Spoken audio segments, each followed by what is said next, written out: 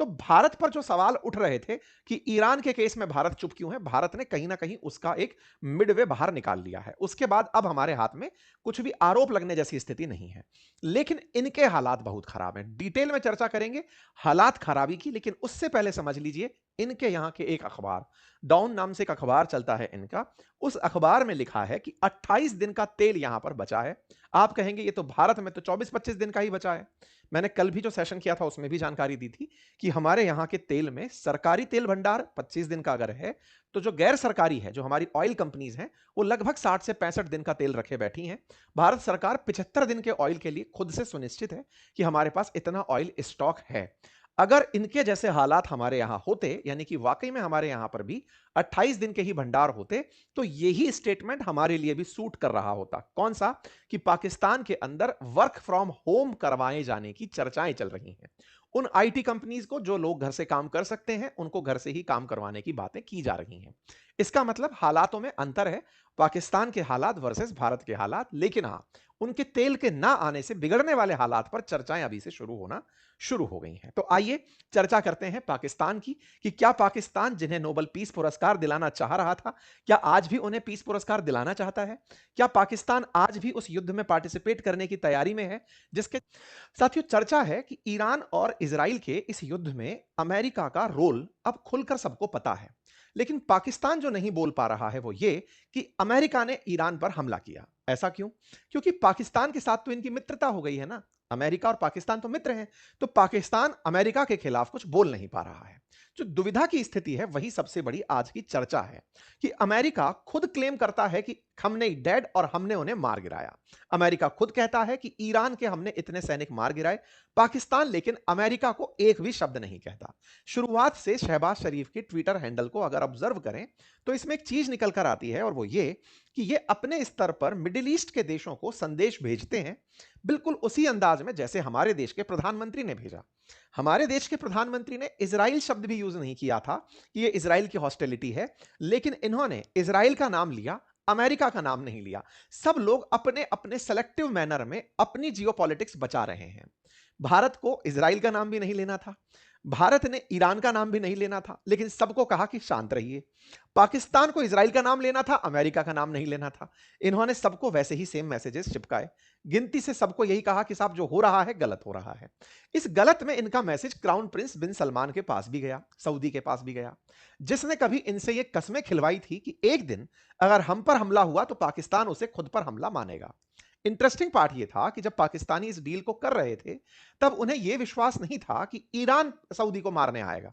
उन्हें यह था कि जैसे कतर पर इजराइल की मिसाइल आकर गिरी है, ऐसे किसी दिन अगर सऊदी पर आकर के इजरायली मिसाइल गिरती है, तो हम सऊदी के साथ खड़े हो जाएंगे और इजराइल के साथ लड़ाई कर लेंगे। उन्हें यह नहीं पता था कि ईरान उनके घर पर ही लेकर युद्ध पहुंच जाएगा, कि लो भाई मैंने गिरा दी, लो आओ अब मुझसे लड़ो। हुआ भी यही। शहबाज शरीफ दिन दिन अपने मिडिल ईस्ट के देशों तक मैसेजेस भेजते रहे। लग रहा था कि वो जैसे विदेश नीति में भारत को फॉलो करते आए हैं, बिल्कुल वैसे ही फॉलो करते हुए शहबाज शरीफ आगे चल रहे थे। मिडिल ईस्ट के लगभग हर देश से बतिया लिए, टर्की से भी बातचीत, तमाम देशों से इन्होंने अपने स्तर पर बातचीत कर ली। अजरबैजान जो पाकिस्तान का मित्र है, अजरबैजान, तुर्की और पाकिस्तान, तुर्की, अजरबैजान और पाकिस्तान तीनों एक मित्र राष्ट्र की श्रेणी में रहते हैं। तीनों मित्रों को एक साथ जब टारगेट किया जाना शुरू हुआ, तब भी पाकिस्तान चुप्पी साध कर बैठा रहा। कुल मिलाकर के आज की चर्चा इसलिए बड़ी चर्चा है क्योंकि पाकिस्तान सऊदी के बारे में कोई भी बयान नहीं दे पाया। सऊदी के बारे में बयान के लिए संसद में इनसे प्रश्न किया गया। संसद में प्रश्न किया कि सर, आपने जो सितंबर 25 में सऊदी के साथ पैक्ट किया था कि हम दोनों एक दूसरे के साथ रहेंगे, म्यूचुअली एक होकर के उन पर हो रहे हमलों से लड़ेंगे, आप कहां हैं? सऊदी अरामको पर हमला हो लिया। सऊदी अरामको की तस्वीरें दुनिया के सामने आ गई, हालात दुनिया के सामने निकल कर आ गए। सऊदी के अंदर जो एम्बेसी है रियाद में, उस पर हमला हो लिया, उसकी तस्वीरें आ गई। इस पर पाकिस्तान के विदेश मंत्री इसाक डार बाहर आते हैं और कहते हैं कि मैंने सऊदी और ईरान से दोनों से बातचीत की और कहा कि भाई तनातनी को कम करिए। इनका दावा तो इतना तक हुआ कि इनके कहने के बाद ईरान ने सऊदी को मारना रोक दिया है। इनके बयान देख करके बड़ा ही मजा आया।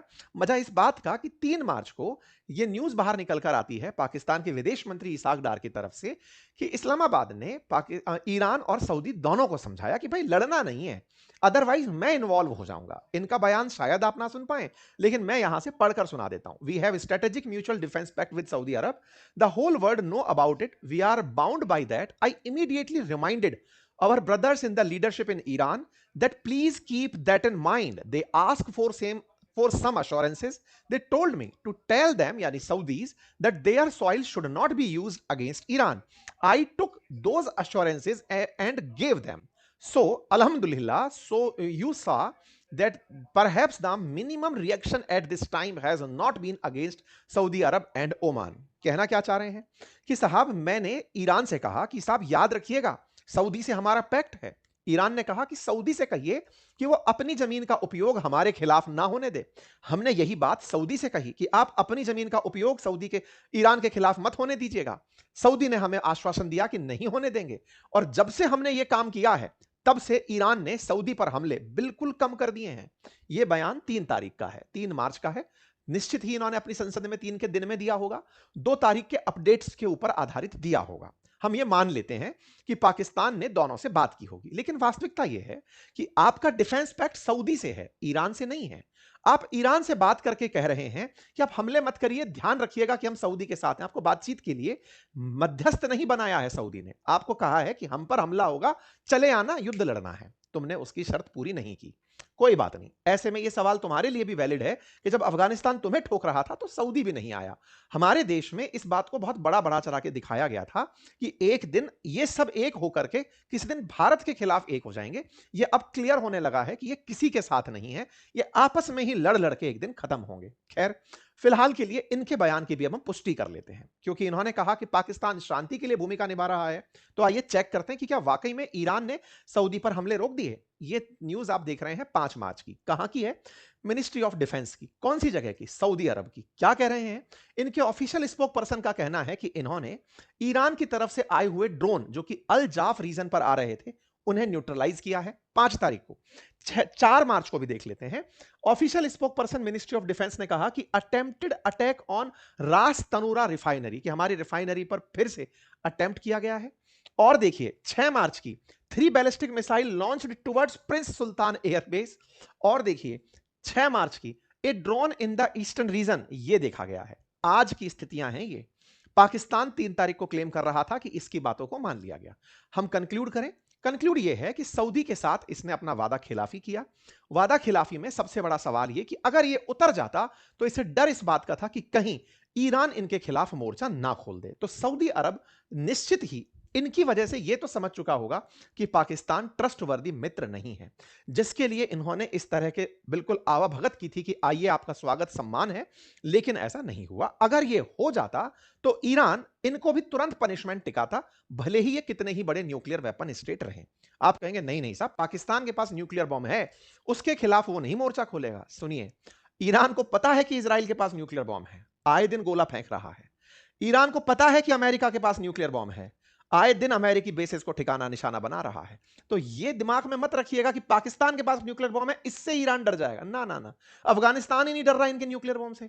ये तो हमारे देश की मीडिया में चलता है, क्योंकि अमेरिका कह देता है कि साहब न्यूक्लियर बॉम्ब था, दोनों पे चल जाता, नुकसान हो जाता। नहीं साहब, इनको न्यूक्लियर बॉम्ब का कतई टेंशन नहीं है। अफगानिस्तानियों की वो बात याद है ना कि होंगे तुम्हारे पास न्यूक्लियर बॉम्ब, हमारे पास आत्मघाती